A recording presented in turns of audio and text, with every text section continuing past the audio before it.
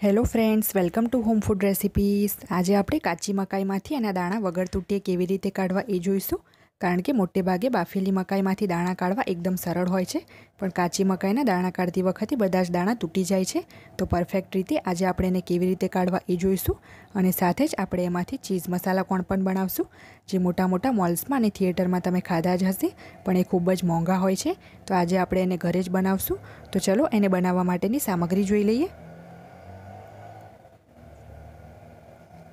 Cheese મસાલા corn બનાવવા માટે મેં અહીંયા એક કાચી મકાઈ લીધી છે અને એની ઉપરના છોતરા અને રેસા મેં કાઢી લીધા છે અને એક વખત મેં એને સારી રીતે ધોઈને લીધી છે। બટર લીધું છે મેં 1 મોટી ચમચી જેટલું।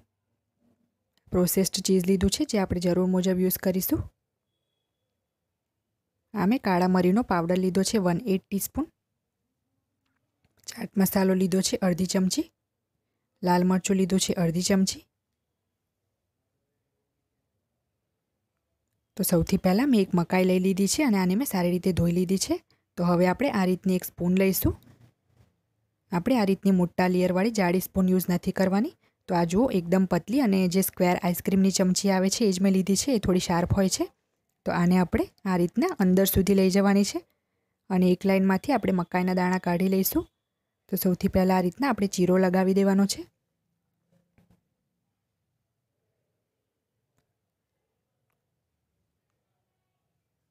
તો આ મેં સરસ ચીરો લગાવી દીધો છે।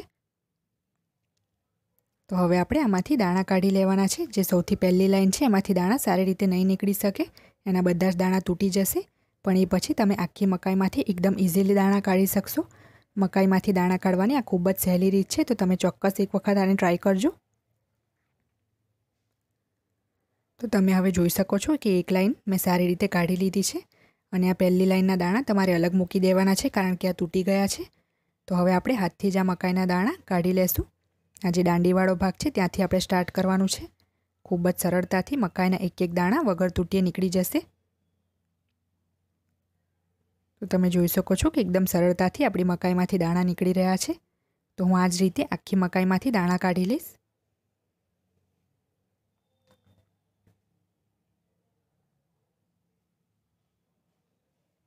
તો આ જુઓ, એક પણ દાણો તૂટ્યો નથી। તમે જોઈ શકો છો કે ખૂબ જ આસાનીથી વગર કોઈ મહેનતે દાણા નીકળી રહ્યા છે મકાઈમાંથી।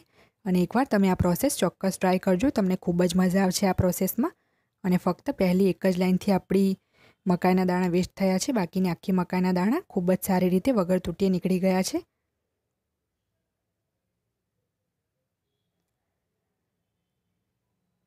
તો હવે આ બધી જ મકાઈના દાણાને એક વખત આપણે મસળી લેશું, તો જે દાણા જોઈન્ટ છે એ બધા અલગ થઈ જશે। તો હવે આપણે આને બોઇલ કરી લઈએ। મેં એક વાસણમાં પાણી ગરમ કરવા માટે મૂકી દીધું છે। જ્યારે પાણી સારી રીતે ઉકળી જાય એ પછી આપણે એમાં 1/4 ટીસ્પૂન જેટલું મીઠું નાખશું। ચીઝમાં પણ મીઠું હોય છે, એટલે મેં 1/4 ટીસ્પૂન જ મીઠું નાખ્યું છે। જો તમારે ના નાખવું હોય તો ના નાખો। તો પાણી હવે સારી રીતે ઉકળી જાય એ પછી આપણે એમાં 1 કપ જેટલા કાચી મકાઈના જે હમણાં દાણા કાઢ્યા એ નાખશું। અને હવે આ મકાઈના દાણાને આપણે 4 થી 5 મિનિટ માટે બોઇલ થવા દેવાના છે મીડિયમ ફ્લેમ પર। જ્યારે એ સારી રીતે બફાઈ જશે તો એ પોતાની જાતે જ ઉપર આવી જશે।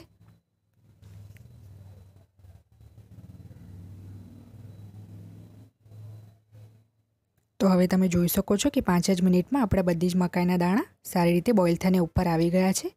તો હવે આપણે ગેસની ફ્લેમ ઓફ કરીને આનું બધું જ પાણી નિતારી લેવાનું છે। તો મેં ગેસ ઉપર એક પેન ગરમ કરવા મૂકી દીધું છે। તો આ પેનમાં હવે આપણે બટર નાખશું। આ અનસોલ્ટેડ બટર છે અને બધું જ મેઝરમેન્ટ 1 કપ મકાઈના દાણા માટે પરફેક્ટ છે। જો તમારે વધારે બનાવવું હોય તો તમે મેઝરમેન્ટ ડબલ કરી શકો છો। તો બટર મેલ્ટ થાય એ પછી આપણે જે નિતારેલા દાણા હતા મકાઈના એ આપણે આમાં નાખીને 2 થી 3 મિનિટ માટે સ્લો ફ્લેમ ઉપર આને કૂક કરીશું, જેથી બટરનો બધો જ ટેસ્ટ મકાઈમાં સારી રીતે બેસી જાય અને બધા મસાલા પણ સારી રીતે એના ઉપર કોટ થઈ જાય।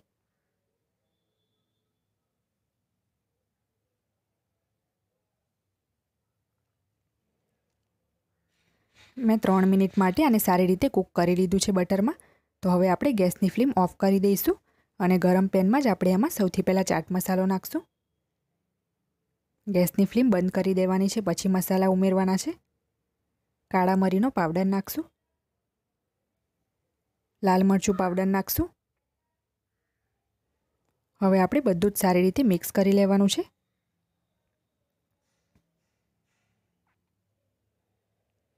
હવે છેલ્લે આપણે એમાં પ્રોસેસ ચીઝ નાખશું. ચીઝ તમને જેટલું વધારે પસંદ હોય એવી હિસાબથી તમે ઓછું વધતું નાખી શકો છો. તો ફરીથી આપણે આને સારી રીતે મિક્સ કરી લઈશું. આ ખાવામાં ખૂબ જ ટેસ્ટી અને હેલ્ધી પણ હોય છે. તો તમે આને નાના બાળકોને પણ આપી શકો છો, એમને પણ આ ખૂબ જ ભાવશે. અને ગેસની ફ્લેમ ઓફ કરીને જ બધા મસાલા એડ કરીશું. તો હવે આપણું ચીઝ મસાલા કોર્ન રેડી થઈ ગયું છે. તો આને આપણે સર્વ કરી લઈએ. તો મેં આ રીતના જે પેપર કપ આવે છે ડિસ્પોઝેબલ એ લીધા છે. એમાં આપણે આને સર્વ કરીશું અને આને ગરમ જ સર્વ કરવાના છે.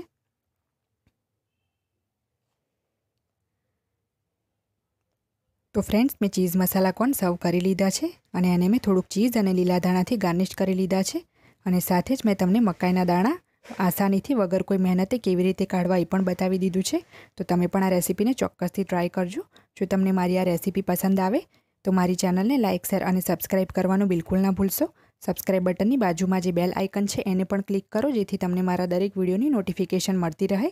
જો તમારે મારો આ વિડીયો હિન્દીમાં જોવો હોય તો એની લિંક મેં નીચે ડિસ્ક્રિપ્શન બોક્સમાં આપી દીધી છે. તો મળીએ નેક્સ્ટ વિડીયોમાં. ત્યાં સુધી આવજો.